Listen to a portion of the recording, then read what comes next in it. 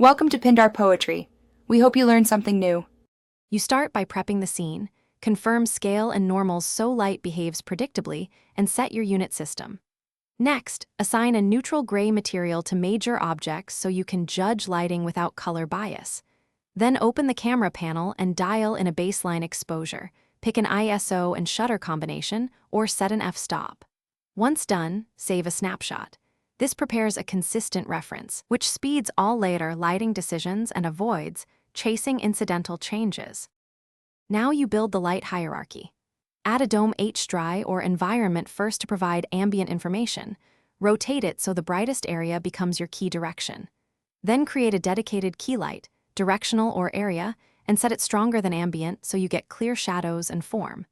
Add a soft fill light opposite the key at about 30 to 60% intensity to lift shadow detail. Finally, position a subtle back or rim light to separate edges. This combo creates depth while keeping control. Finish by fine-tuning. Tweak light intensities, color temperature, and softness to achieve the mood you want, and use camera exposure as your global balance. Make iterative region renders and enable denoise so feedback is fast. You can judge changes without full renders. If specular highlights clip or wash out detail, reduce the key light or lower exposure by a third to one stop, and watch your histogram. If things still look off, mute the H-dry to isolate artificial lights and find the issue quickly. Thanks for watching. Consider subscribing if we helped you.